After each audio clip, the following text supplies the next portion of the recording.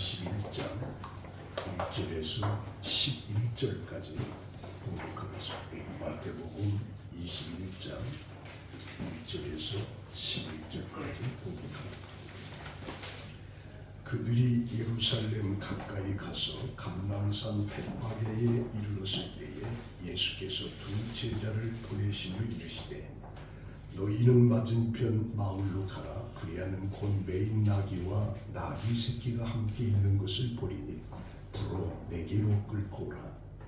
만일 누가 무슨 말을 하거든 주가 쓰시겠다 하라. 그리하면 즉시 보내리라 하시니 이는 선지자들을 통하여 하신 말씀을 이루려 하심이라. 일렀으되 시온의 딸에게 이르기를 내 왕이 내게 임하나니 그는 겸손하여 나귀 곧 멍에 매는 짐승의 새끼를 탔도다 하라 하였느니라. 제자들이 가서 예수께서 명하신 대로 하여 나귀와 나귀 새끼를 끌고 와서 자기들의 겉옷을 그 위에 얹음에 예수께서 그 위에 타시니 무리의 대다수는 그들의 겉옷을 길에 펴고 다른 이들은 나뭇가지를 베어 길에 펴고 앞에서 가고 뒤에서 따르는 무리가 소리 높여 이르되 호산나 다윗의 자손이여 찬송하리로다. 주의 이름으로 오시는 이여 가장 높은 곳에서 호산나 하더라. 예수께서 예루살렘에 들어가시니 온 성이 소동하여 이르되 이는 누구냐 하거늘 무리가 이르되 갈릴리 나사렛에서 나온 선지자 예수라 하니라. 아멘. 봉독한 말씀을 가지고 예루살렘에 들어가시니 라고 하는 내용과 함께 은혜를 받습니다. 이 폴 브레드 박사의 운동병 환자였던 세단이라는 사람이 있습니다.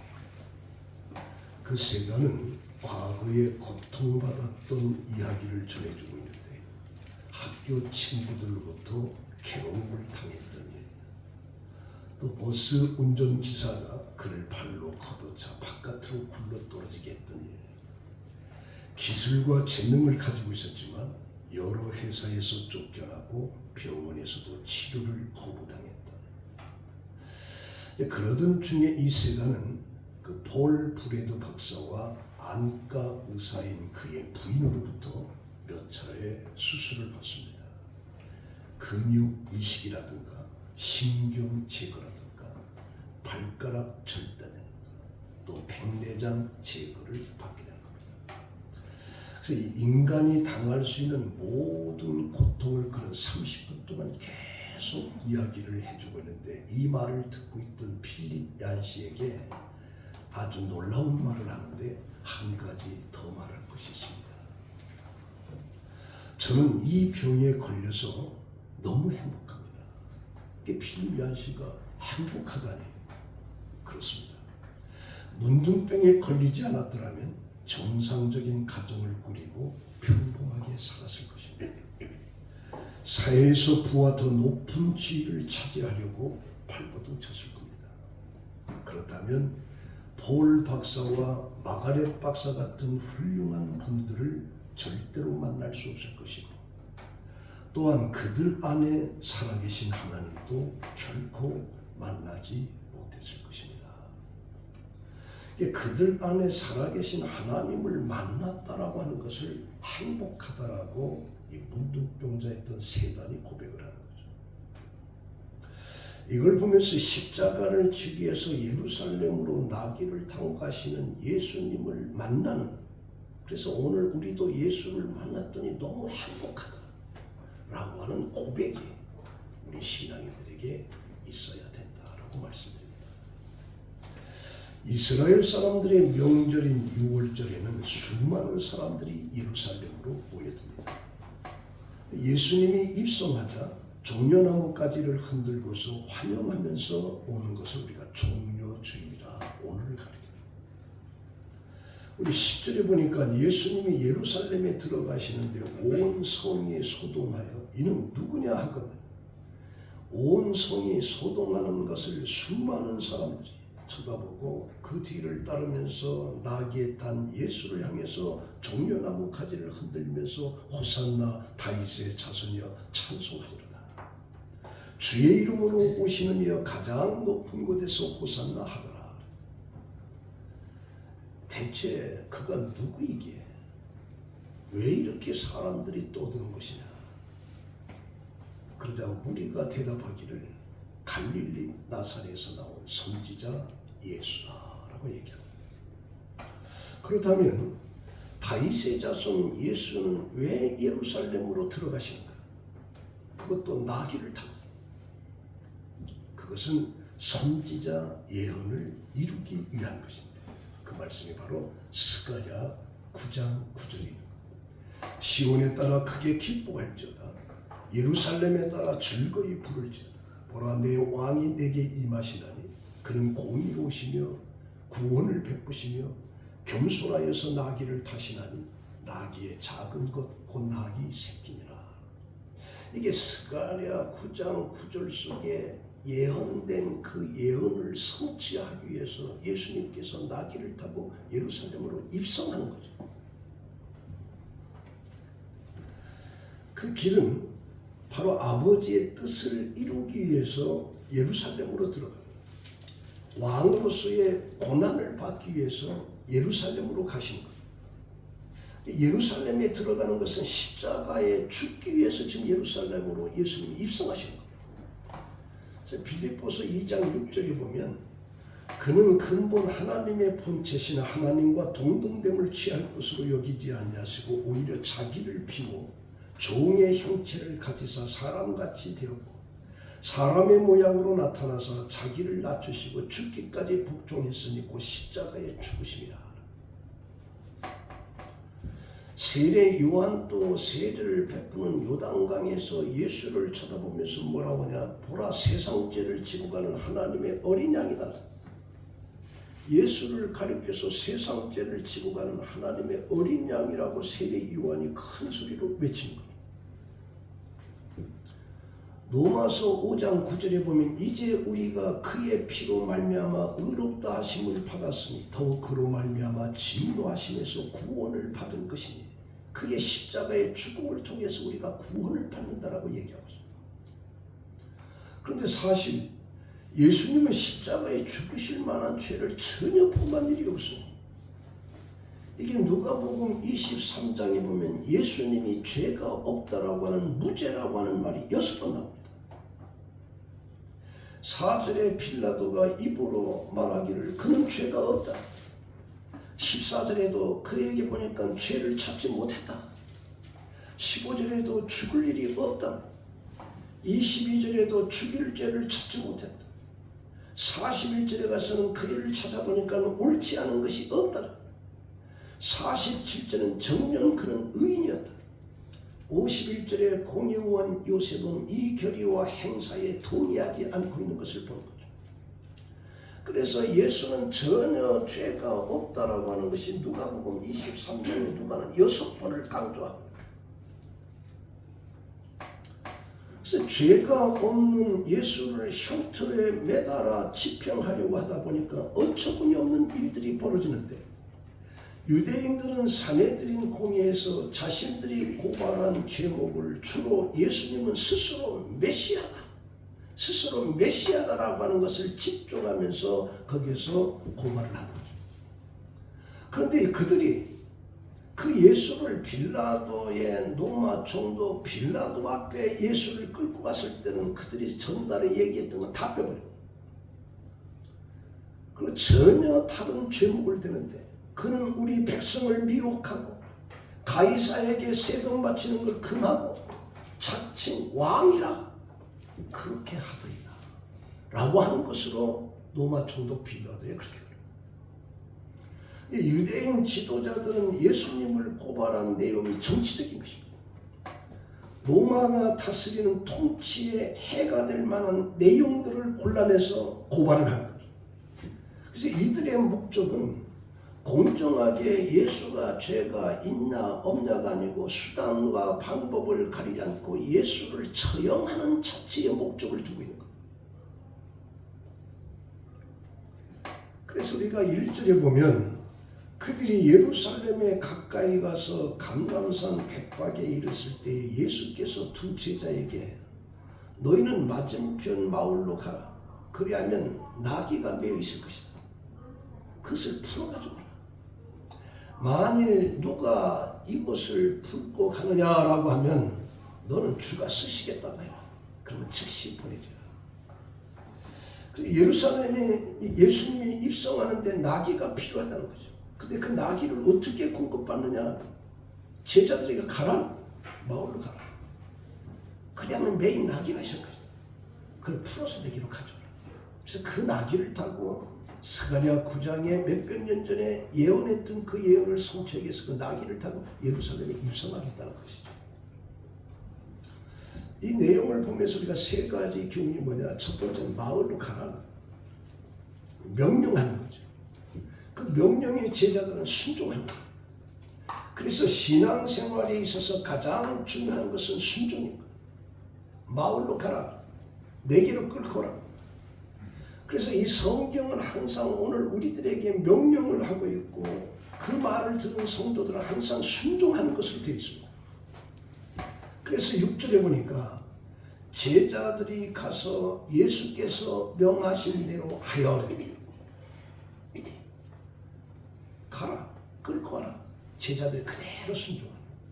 그래서 우리가 성경을 보면 노아에게 방주를 지어라. 또 아브라함에게 갈대우를 떠나라.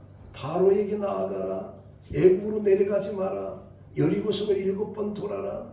요단강을 건너가라. 나를 따르라. 물을 떠다 주어라. 일어나 걸어라. 실로암에 가서 찢으라. 전부 다 얘기가 명령인 거예요. 그 명령에 그리스도인들은 순종하는 거예요. 그래서 그리스도인들에게 사랑하라, 기도하라, 전도하라, 거룩하라, 순종하라. 그 말에 전부 다 순종하라. 이게 그리스도. 근데 우리는 상식에 맞을 때는 순종을 하는 거예요. 그러나 이치나 논리에 맞지 않을 때는 순종을 하지 않습니다.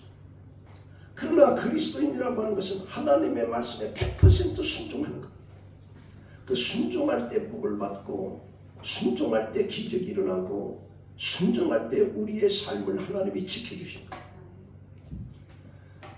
우리 인간의 비극은 뭐냐? 선악과를 따먹지 말라라고 하는 에덴 동산의 하나님의 명령을 어긴 가인과 아벨, 아담, 하와, 그들이 전부 다 죄를 범해.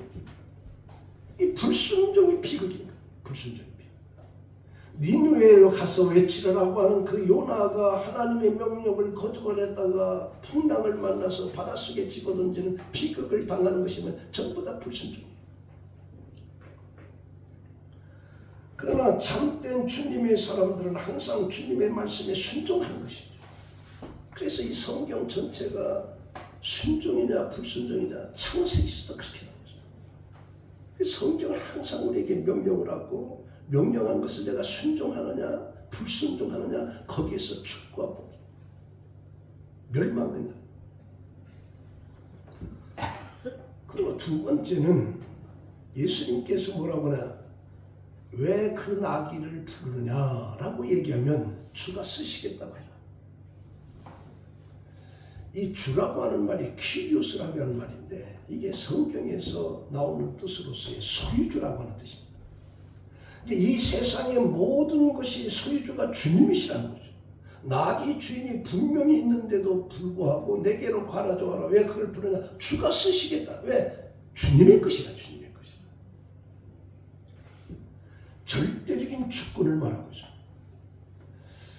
그러면서 오늘 우리가 스스로 나는 참으로 이 세상을 살아가면서 필요한 존재인가? 나는 아직도 쓸모가 있는가? 내가 이 땅에 좀 더 살아야 될 그 이유가 무엇인가? 라고 하는 그것을 하나님 앞에서, 교회 앞에서, 가정 앞에서 나는 아직도 필요한 존재다라고 말할 수 있다라고 하면 그런 성공적인 삶을 살아가는 거죠. 인생 최대의 저주가 있다면 더 이상 필요 없다. 너는 쓸모없는 존재다라고 하는 그런 거죠. 반면에 최대의 축복의 언어가 있다면 당신은 소중한 사람이요, 당신은 우리에게 꼭 필요한 사람이요, 당신은 정말 우리에게 쓸모있는 가치가 있는 사람입니다 라고 하는 이 고백인 거죠.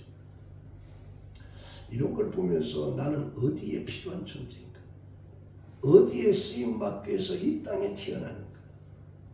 이것을 가리켜서 우리는 소명, 사명이라고 얘기해요. 사명.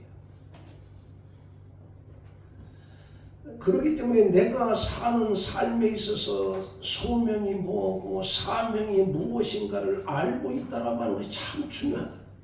그런 맥락에서 오늘 본문 속에 예루살렘의 입성길에 가장 소중하게 쓰임받는 존재가 뭐냐? 낙이라는 낙. 이 마가복음과 누가복음 속에서는 아직도 아무도 타보지 않은 작은 낙이, 그 낙이 새끼를 풀어 끌고 와서 그것을 타고 예수님이 예루살렘에 입성하는 거죠. 만일 누가 너에게 왜 나귀를 풀어가느냐라고 묻거든 주가 쓰시겠다라고 하는 이 말씀을 보면서 이 나귀 한 마리, 이 태어난 이 나귀 한 마리의 정말 기중성이 뭐냐? 예수 그리스도를 예루살렘에 타고 갈 수 있는 길을, 이게 나귀의 존재의 목적, 사명이다.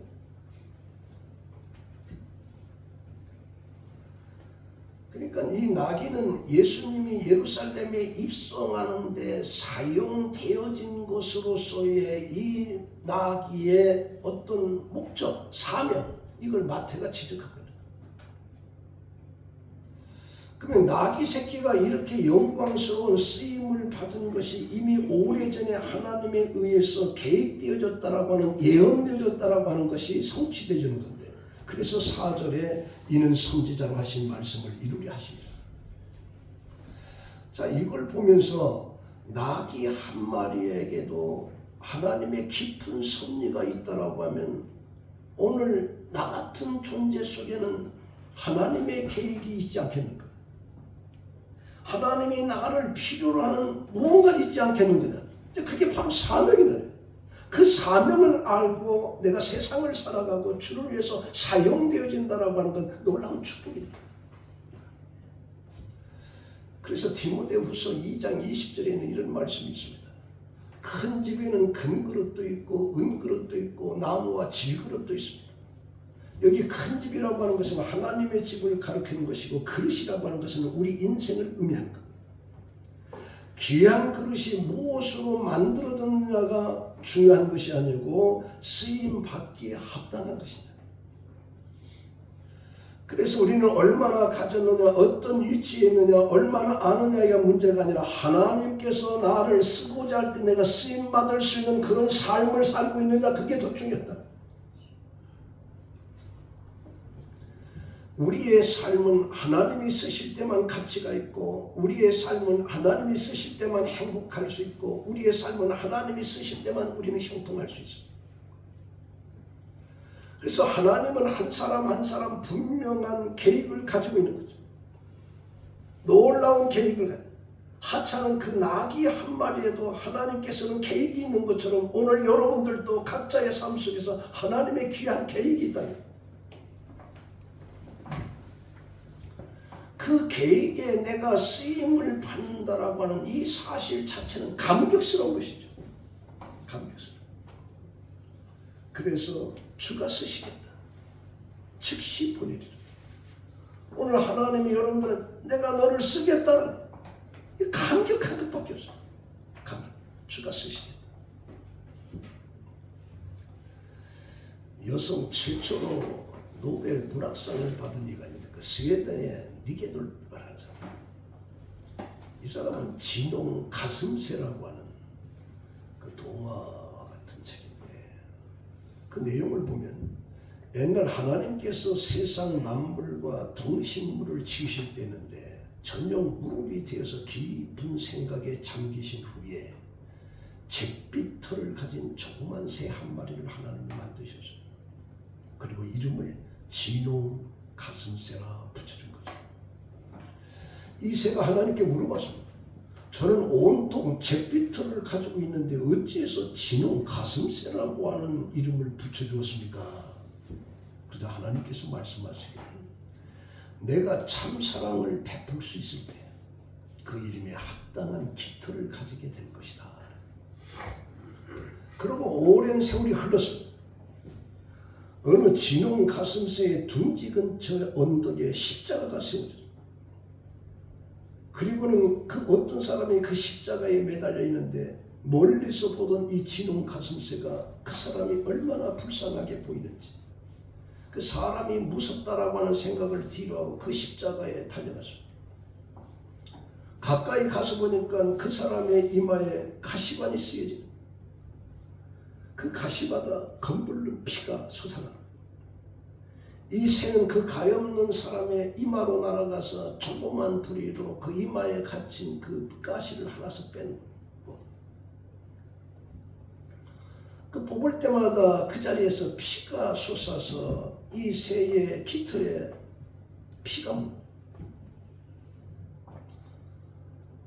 그래서 이 새는 온통 피투성이가 되고 말았어.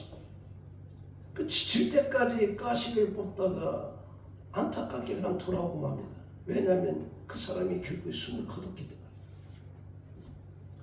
근데 자기 몸에 묻은 피가 도무지 깨끗이 지워지지 않는 것. 결국에 목덜미와 가슴에는 핏자국이 남게 되었고, 더욱 이상한 것은 뭐냐, 그 새가 낳는 새끼들마다 모두 목덜미에서 가슴에서 선명한 진홍빛을 가진 털을 생기게 됩니다. 그래서 진홍가시.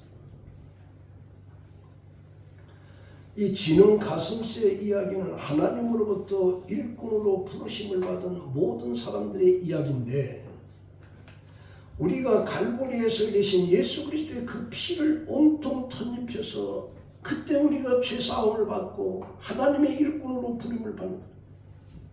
그리고 우리의 가슴 속에서는 예수 그리스도의 십자가의 보혈의 흔적을 가지고 있는 거예요. 그래서 주님이 쓰시겠다. 그때 우리는 아멘, 주여 제가 여기 있나이다, 나를 쓰소서. 주님은 지금도 여러분들을 쓰시기를 원하는 거죠.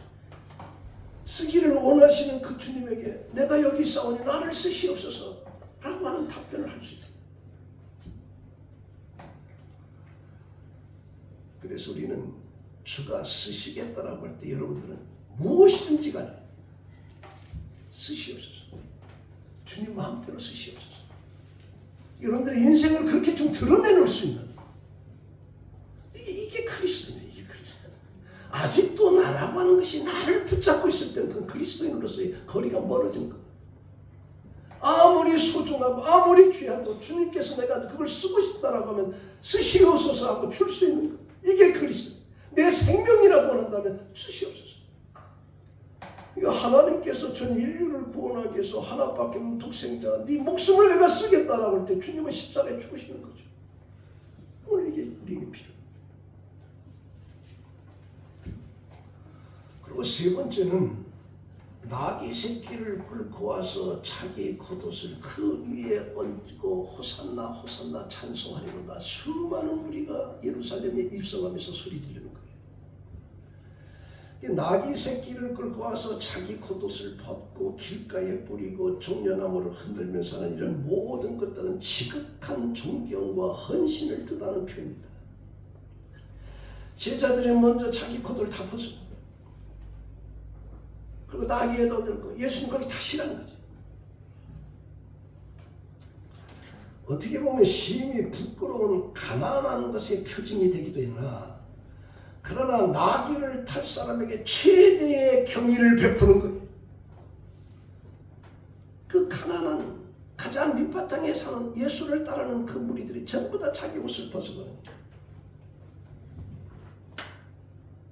최고의 경의를 표하는 거죠. 그러면서 호산나 다윗의 왕이에요. 찬송을 부르는 거예요.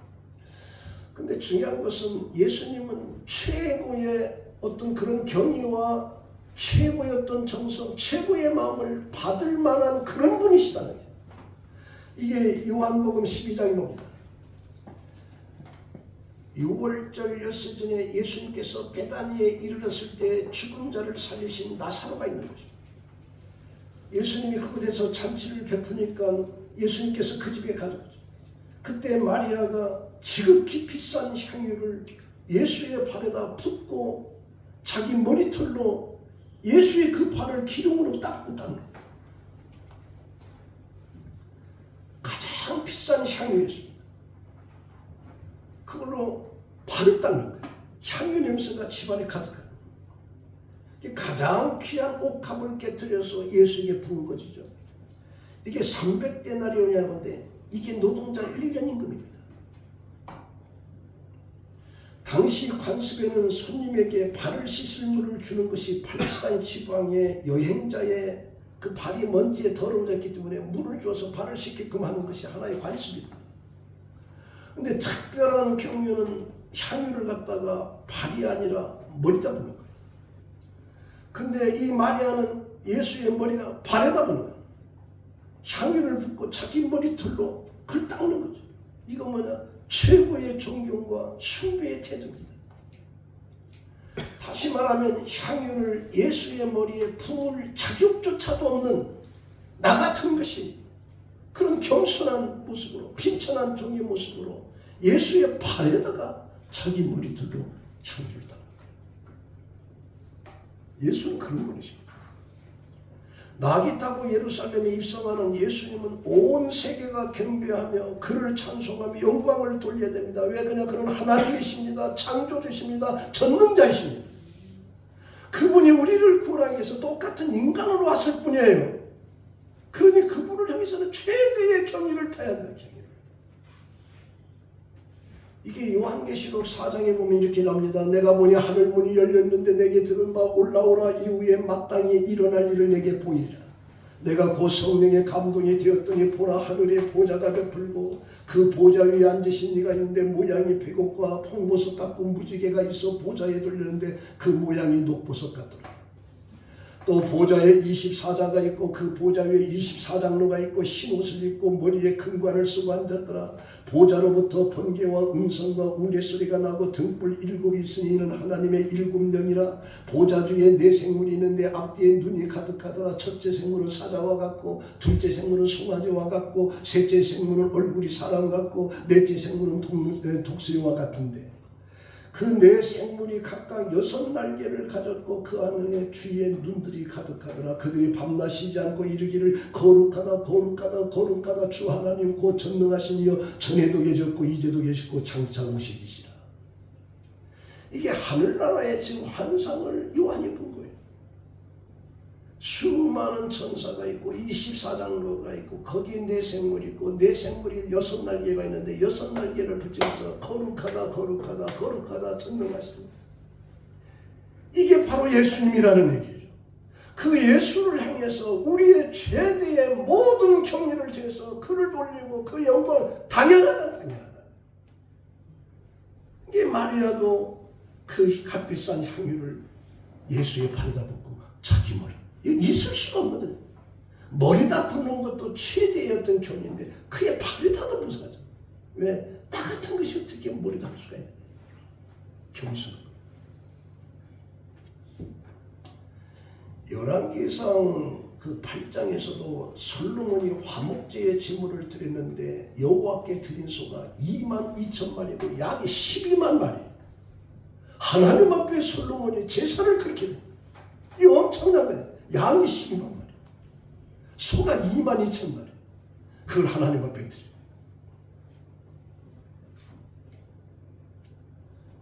그러면서 이제 여호와의 성전에 들여서 거룩하게 구별하고 번제와 손제와 감사 제물에 기름을 드려. 엄청나요. 그렇게 받으실 만한 분이 하나님이신데 그 예수가 지금 십자가에 죽으시기 위해서 예루살렘에 있어가는데 양 한 마리가 예루살렘에서 쓰임받는 거죠. 내가 쓰겠다. 드리는 겁니다. 자, 이 말씀 가지고 우리 결론 냈습니다.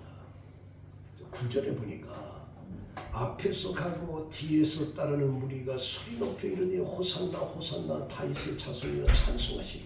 주의 이름으로 오시는 이여 가장 높은 곳에서 호산나 하더라. 이게 호산나라고 하는 뜻은 뭐냐? 종려나무 가지를 흔들면서 호산나 주여 나를 지금 구원하소서 구원하소서라고 하는 뜻입니다.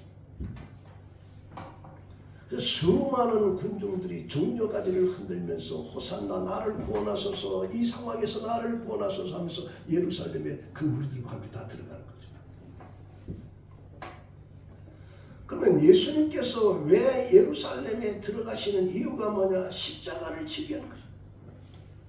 십자가의 죽음을 통해서 우리를 구원하는 거예요. 그래서 우리는 십자가를 쳐다볼 때 그 십자가에서 내가 바로 죄인이다라고 하는 것을 깨닫는 게 바로 십자가예요. 그냥 기분 좋다고 십자가를 목걸이 차고 귀걸이 차고 그런 게 아니에요. 그 십자가에서 내가 죽어야 되는데 그 십자가는 나를 살렸다. 그래서 우리는 십자가를 쳐다볼 때 정확하게 내가 죄인이라고 하는 걸 깨닫게 돼요. 십자가. 죄인이 져야 할 것이 바로 십자가 형틀인데 그 십자가의 저주와 고통은 바로 죄인이 내가 받아야 될 것인데 죄로 인한 진노로 멸망당할 상황인데 바로 나와 여러분들 위해서 하나님 예수가 내 대신 그런 십자가의 형벌을 받는 거죠. 그걸 받기 위해서 예루살렘에 입성하죠. 그리고 우리는 십자가에서 하나님의 깊은 사랑을 발견하는 거죠. 하나님의 십자가 위에서 베푸신 그 사랑은 정말 사랑을 받을 만한 가치가 전혀 없음에도 불구하고 하나님이 나를 사랑하십니다. 스스로 해결할 수 없는 죄의 운명으로부터 건지기 위한 하나님의 사랑입니다. 그래서 이사야 선지자는 이사야 53장에 이렇게 말합니다. 그는 실로 우리의 질고를 지고 우리가 슬픔을 당하였거늘 우리는 생각하기를 그가 징벌을 받아서 하나님께 맞으며 고난을 당한다 하였노라. 그가 찔림은 우리의 허물을 인하며 그가 상함은 우리의 죄악을 인함이라. 그가 징계를 받음으로 우리는 평화를 누리고 그가 채찍에 맞음으로 우리는 나음을 입었도다. 우리는 다 양 같아서 그릇 행하여 각기 제 길로 갔거늘 여호와께서는 우리 무리의 죄악을 그에게 담당시켜서졌다. 우리는 각기 죄악의 길을 갔어. 근데 하나님께서 우리의 죄악을 그 아들 예수에게 다 담당시켜. 네가 다 지고 십자가에 죽으라. 그게 아버지의 뜻. 이 아버지의 뜻을 이루기 위해서 예수님께서 좀 나귀를 타고 예루살렘에 입성하는 것이죠. 입성. 에베소서 1장 7절에 보면 우리가 그리스도 안에서 그의 은혜의 풍성함을 따라 그의 피로 말미암아 구속 죄 사함을 받았으니. 다시 말하면 저주를 받을 수밖에 없는 그런 상황 속에서 죄로 인해서 죽을 수밖에 없음에도 불구하고 하나님께서는 그 아들 예수 그리스도의 그 십자가를 통해서 우리를 사랑하기에 우리를 구원하시는 하나님의 사랑을 발견하는 겁니다. 그러니까 사실 십자가를 지신 그 곳에는 바로 내가 거기 십자가를 지고 죽어야 될 것이에요. 내가.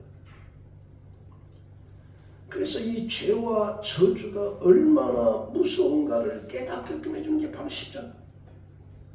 동시에 그 모든 것을 대신 짊어지고 계신 하나님의 사랑을 우리가 엿보고 그런 예수를 사람들은 무시해서 조롱합니다. 비웃습니다. 고통줍니다. 억울함, 배신다. 그래서 바울이 갈라디아서 2장 20절에 이제 내가 사는 것은 내가 아니라 내 안에서 그리스도가 사는 거라. 내 안에 그리스도가 사는 거라 그렇게 말합니다. 일본의 신학자 기타모리 가조가 쓴 하나님의 아픔과 신학이라고 하는 책 속에 그는 지금까지 이 서양의 신관, 노마라든가 그리스라든가 같은 신관, 그것은 신이 인간과 함께 아파할 수 없다라고 하는 측면에서 그들은 신에 대한 이야기가 나옵니다. 그러나 하나님이 사람이시라면 동양의 부자관계의 감수성으로 그분도 아파하시는 하나님이라고 말할 때 나는 이루를 받는다. 그러니까 우리 인간의 아버지라고 하는 개념 속에 하나님을 생각할 때 우리는 이루를 받을 수가 있다. 전능자이면서도 인간과 더불어 아파하시는, 또 인간의 죄로 인해서 어떤 고난을 당하시는 그런 하나님의 그 신관을 발견하면서 내가 정말 위로를 받았다. 그렇게 얘기해요. 그러면서 그 가연설이라고 있는 건데 예수는 하나님이시기 때문에 십자가에 져서 못을 박혀도 하나도 아프지 않았다. 이건 이단이 하는 얘기입니다. 그러니까 하나님의 십자가의 그 아픔을 부정하는 건 전부 다 이단입니다. 가연설. 자, 그런데 여기에서 아들을 십자가에 내주고 그 하나님 아버지는 얼마나 아파하셨을까. 이걸 참척이라고 합니다. 참척. 그러니까 아들을 잃어버린 참혹할 참자, 그 슬픔의 척, 그래서 참척이라고 하는 거죠. 그러니까 하나님 아버지는 자기 아들 예수 그리스도를 우리들을 구원하기 위해서 십자가에 내줘서 그 십자가의 고통을 당하고 이마에 가시멜 류관이 옆구리에 창이 양쪽 발 손목에 못이 박혀지는 그 아픔을 쳐다보는 그 아버지의 그 고통, 그 눈물. 그래서 우리는 위로를 받는다. 그래서 아들을 잃어버린 아버지의 어떤 슬픔을 우리 참척이라고 하는 건데, 하나님이 나 같은 것을 위해서 하나밖에 없는 독생자 예수를 십자가에 달려놓고 처절하게 죽어가는 그 예수를 쳐다보면서 하나님은 웃었을까? 아니라는, 아파하고 눈물을 흘려야 되는 거예요. 그게 십자가의 고통이 십자가예요. 그러면서까지 우리를 일으켜 주신 것에 하나님의 사랑이라고 하는 걸 우리가 거기서 발견해야 돼. 하나님의 사랑이라고. 그래서 우리는 그 십자가라고 하는 것은 우리의 고통을 피하지 않고 십자가에 달린 예수 그리스도. 그러면서 그는 그렇게 얘기합니다. 네가 당한 고통 나도 당했어. 네가 당한 아픔 나도 당해봤어. 그걸 하나님 말씀합니다. 그래서 이 십자가의 앞에서 나의 상한 마음을 하나님께 드리고 나와 동일한 상처를 받으신 예수 그리스도와 그 아버지의 위로를 우리가 받을 수 있는 거죠. 그래서 정말 진정한 그리스도라는 것은 아들을 내놓고 그 아들의 비명을 지르는, 고통스러워하는 그 아들을 쳐다보는 그 아버지의 마음을 내가 얼마나 들여다보느냐에 따라서 그 십자가는 바로 난데, 거기서 우리는 하나님의 사랑을 발견하고 하나님이 이런 분이라고 하는 것을 우리가 알게 되면서 우리의 삶이 그때 새롭게 되고, 그게 진정한 그리스도입니다. 그래서 고린도전서 15장 19절에 보면 바울은 이렇게 말합니다. 만일 그리스도 안에서 우리가 바라는 것이 다만 이 세상의 삶뿐이라면 모든 사람 가운데 우리가 더욱 불쌍한 자이니라. 우리가 살아가는 게 지금 숨쉬는 이 7, 80년 동안에 이것이라면 우리가 가장 불쌍한 사람이다. 그러나 그 예수는 우리를 시작할 때 영원한, 그래서 우리가 예수를 믿고 하나님의 사랑을 느끼고, 그래서 이번 종려주일에 예수가 예루살렘에 입성하는 그 모습에 가장 밑바탕에 있는 거지와 같은 이런 자들의 종려나무 가는 호산나 비웃고, 그게 바로 나를 위해서 그 십자가의 처절한 죽음, 그 참처, 그 아버지가 그 아들 예수가 죽을 때 하나님 아버지의 마음은 얼마나 아팠을까.